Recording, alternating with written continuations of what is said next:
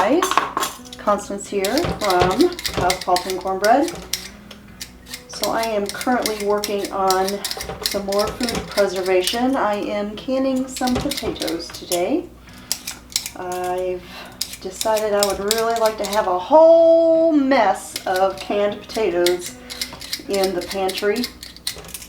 And so I thought, since I don't have anything out of the garden at the moment to preserve, I would go ahead and can some potatoes that we picked up at the store.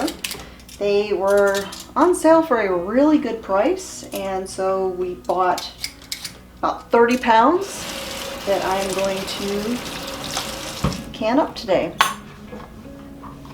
So potatoes have to be pressure canned, and you don't want your potatoes to brown up and turn ugly gray in the process, and it's going to take a while to go through all the potatoes. So you scrub the potatoes, then you peel the potatoes, then you wash the potatoes again, quarter them, and put them in cold water to be soaking while you are in the process of doing all the potatoes.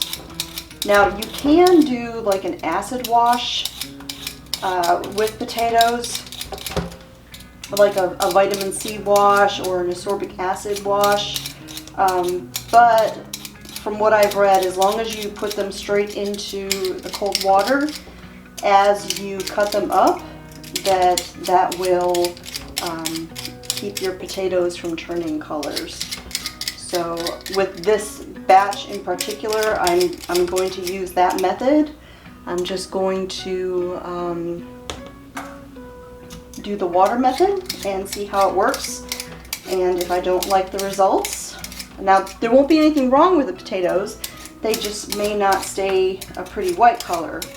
And so they're still usable, they're still edible if they brown up a little bit. But if I don't like the results, then next time I will be sure to do the ascorbic acid or vitamin C wash prior to the canning.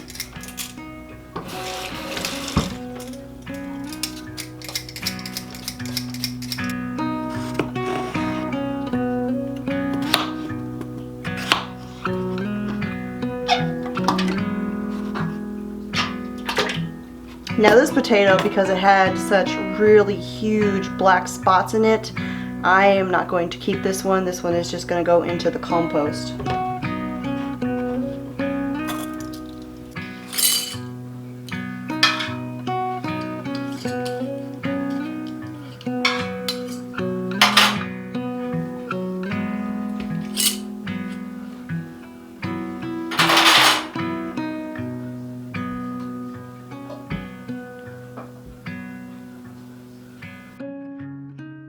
So I am headed out into the woods to pull an SD card off of one of my cameras. Yesterday I was canning potatoes, and yes, I'm wearing the same clothes that I was wearing yesterday because I spent most of the day indoors and I didn't get my clothes dirty and sweaty and nasty, so I have no problem wearing the same clothes more than one day in a row. It saves on laundry, I'm just saying. So I canned up 20 pounds of potatoes yesterday. Got up this morning. Ooh, I just got a smell of skunk. Ooh, and it's very strong.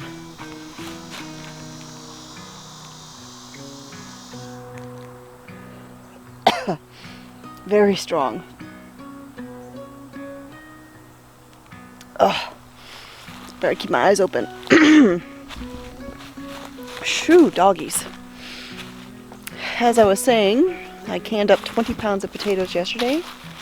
Got up this morning, and right after I did chores, I came in the house, enjoyed my second cup of coffee, and got right back started and canned 10 more pounds of potatoes. So this is the first time I've canned potatoes. Well, it's the first time I've canned just potatoes. I have done like a vegetable soup with potatoes in it, but this is my first time doing just potatoes. And the first batch, I have this gigantic stainless steel pot that I bought. It took so long for the potatoes to come up to a boil that the potatoes kind of cooked longer than they should have. So the first batch of potatoes, they're kind of soft, which, I mean, it's okay. We'll just use those for like mashed potatoes. So that'll be the plan. They're not unusable. They're just, there's more potato debris in the bottom of the jar than there ought to be. So the second round that I did this morning, I I cooked until I didn't wait for them to come to a full boil. I just allowed the potatoes to get completely heated through, but not soft. And I think it worked out much better this time. These potatoes, they still look like they have their shape and all of that.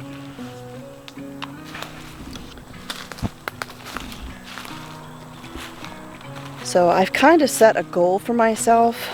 I want to really work on canning and filling my pantry and all of that. And so my goal that I have set for myself is I want to can at least 3 times a week.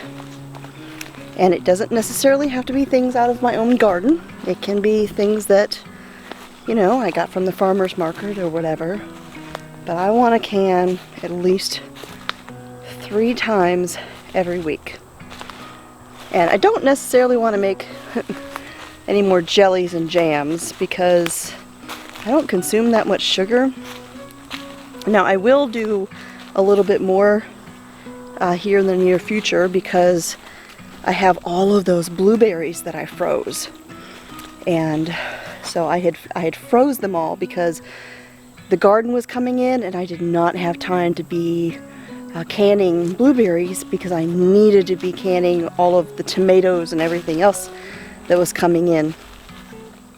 So I still need to, I do still need to preserve those. I'm getting my spiderweb stick here.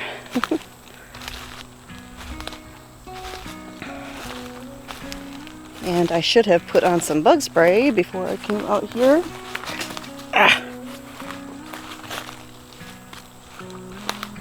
Because I'm getting mosquitoes. Wasn't thinking.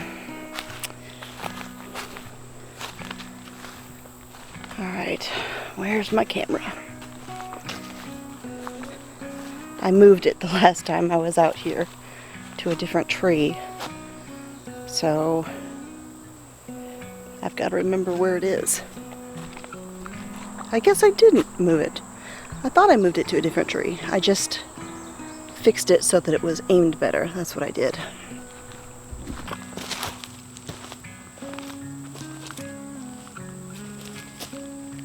I have actually not checked this camera in a while, so I don't even know. Okay, oh good. Battery's not dead. Thought the battery might be dead because I had this on the video setting, which drains your batteries a lot quicker. Alrighty, got the SD card, so now we will head back on out and see what we got on camera.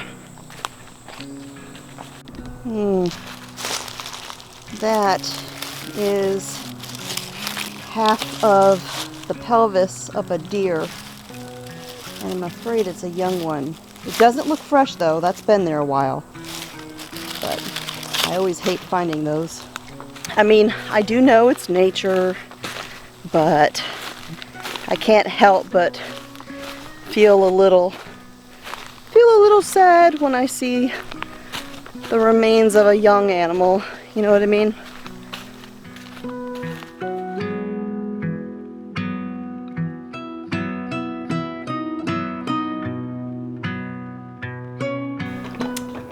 morning. So I just got done doing chores and it is time for cup of coffee number 2. I canned another batch of potatoes last night.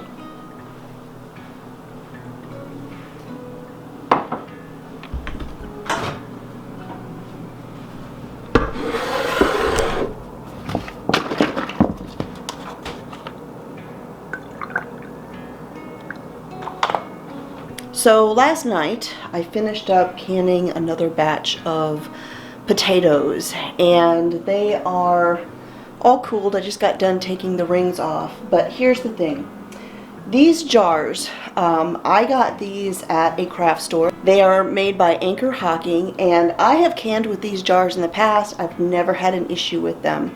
However, this is the first time I have pressure canned with these jars, and while I had no issue with the jars, I did have an issue with the lids.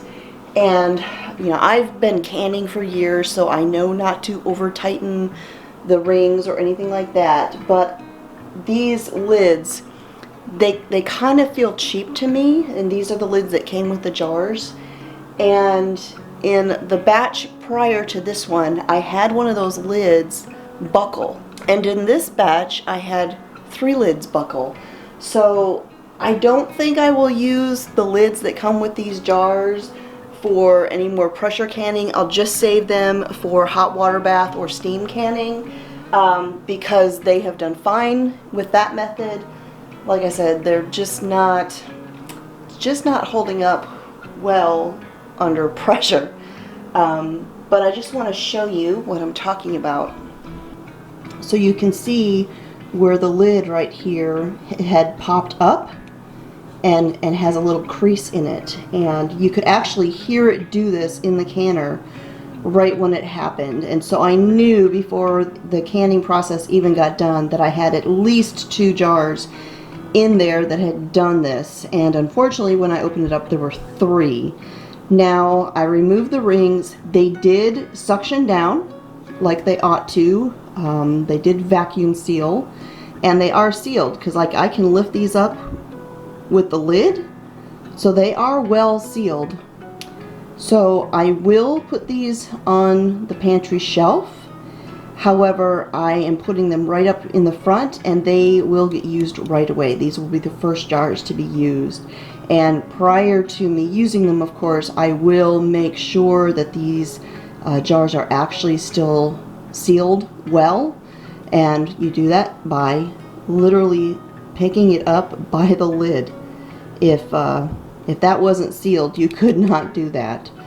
So I'm not happy with this, but like I said, I've had 4 jars now total that have done this, and I'll just save these lids for the hot water bath or steam canning, and I'll go with the ball lids or the reusable lids for the pressure canning, which I've only used the reusable lids that one time when I did some jelly, and I had one of the seals not seal, and so I know that that is something you really have to practice at using. But I hate to practice with preserves, you know, with food, and because then if you have something that doesn't seal, then you've got a whole bunch of stuff that you got to use right away. And so what I'm actually planning on doing is spending some time, like picking a day this week, and canning water, filling jars with water, putting the lids on, because these lids are reusable, so it's not like I'm wasting lids. You know, you don't use them once and then toss them away. So I'm going to fill jars with water and I'm going to can them and practice using those lids so that I can figure out how to do them properly. Because you have to, they have a learning curve. You've got to tighten the rings at a certain amount, and it takes some practice. So once I have mastered that and I'm getting a consistent successful seal with the reusable lids, then I will start using them more often, because I bought a bunch of them. I have Tatler reusable lids, and I've got Harvest Guard reusable lids, which are basically the same lids, just a different brand. They're the white plastic, and they have a rubber gasket, and you can use them over and over again. So they are cost effective. While they do cost a little bit more than regular lids, because you can use them over and over again, yeah, they're very cost effective in the long run. And if you ever find yourself in a situation like a lot of people are right now, where you cannot find lids anywhere, or canning jars for that matter, having reusable lids is a little more sustainable. So yeah, I just wanted to show you a minor canning failure, to just show you that sometimes you do it all right and it just doesn't work out properly, and that's okay. You just have to roll with it.